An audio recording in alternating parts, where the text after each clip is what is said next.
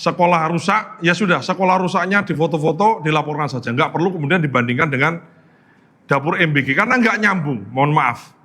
Untuk terkait sekolah yang rusak di Gerobokan, saya kira Mbak bisa cek, sudah di follow up. Jadi sebetulnya sebelum saya jadi kepala BGN, saya sering berkampanye ini. Sekolah rusak ini udah tinggal lapor, itu ada portalnya, itu diberesi. Sehingga menurut saya ingin mengajak kita semua ya untuk tidak memperkeruh persoalan. Kalau Anda temukan sekolah rusak, ya sudah, sekolah rusaknya difoto-foto, dilaporkan saja. Nggak perlu kemudian dibandingkan dengan dapur MBG, karena nggak nyambung, mohon maaf. Dapur MBG ini yang bangun adalah mitra, ya kemudian sudah ada skemanya, sementara perbaikan sekolah ini dua hal yang berbeda. Ya. Jangan kemudian jadi seolah-olah ada dikontradiksikan gitu. Itu mohon maaf, itu nggak fair gitu, nggak fair. Tapi nggak apa-apa, ya. Kita juga nggak baper. Intinya pemerintah ada keluhan diperbaiki, nggak ada keluhan dicari. Pemerintah ini tugasnya nyari masalah. Masalah kita cari, kita temukan, kita cari solusi, kita selesaikan. Karena memang tugas kita adalah menyelesaikan persoalan. Persoalan pendidikan, persoalan kesehatan, persoalan gizi, persoalan macam-macam, itu tugas kita. Jadi saya terima kasih ya sudah meng-up itu semua. Jadi dan di momen kesempatan ini di hadapan banyak kamera saya sampaikan, kalau Anda menemukan sesuatu yang nggak benar, sampaikan apa adanya. Nggak perlu dibumbui ini dan itu. Saya suka ya, misalnya katakanlah ada orang menfitnah saya misalnya ya, udah alhamdulillah pahalamu jadi milik saya. Kalau pahalamu udah habis, maka dosaku jadi milikmu. Jadi aku oke aja ya. Pertanggungjawaban kita adalah pertanggungjawaban di akhirat. Ya, jadi saya ingin yang jelek katakan jelek. Kalau Anda enggan ngomong yang bagus nggak apa-apa, tapi jangan sampai jeleknya 2 diomong-omongnya sampai 15 misalnya gitu. Jadi kita supaya tidak ada kegaduhan, kita ingin ada satu pembangunan, kita ingin ada satu kerukunan, perdamaian, sehingga kita bisa membangun. Tadi yang Papua saya tambahkan, ini juga ada misalnya MBG atau makan bergizi bagi anak-anak di daerah rawan konflik. Ini juga sedang kami pikirkan mekanismenya. Ya, ada beberapa piloting yang sudah kita lakukan bekerjasama dengan jajaran TNI dan Polri, menggunakan fasilitas, ada gereja dan lain-lain. Karena anak-anak di seluruh manapun, ya, Indonesia dimanapun, khususnya anak-anak yang memang membutuhkan, daerah-daerah rawan konflik, daerah yang jauh, itu juga harus mendapatkan akses perbaikan gizi yang memang mereka sangat membutuhkan itu ya. Terakhir satu lagi mungkin.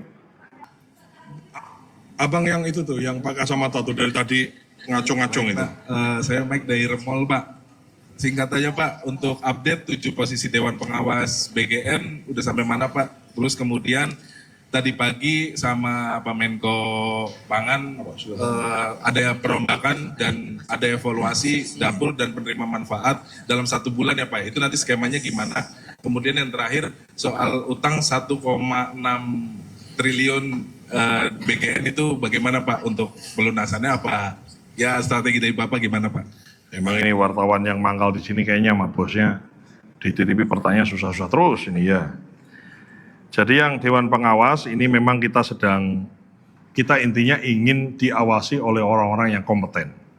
Ya salah satunya kami ingin mengusulkan nanti beberapa ahli gizi, ya kemudian ada dokter anak, ada dokter gizi, ada dokter kandungan. Ya memang perlu untuk kita, termasuk juga chef untuk bisa ngasih tips dan lain-lain. Jadi kami sangat membuka diri terhadap segala masukan dan khususnya kami pasti akan sangat bersyukur manakala kita dibantu oleh tenaga-tenaga profesional yang betul-betul ahli di bidang itu. Makanya tadi salah satu yang saya sampaikan kan kita ingin berdiskusi dengan para ahli gizi bersama dengan Kementerian Kesehatan untuk memformulasikan banyak hal. Dan kita akan mengundang yang lain-lain juga.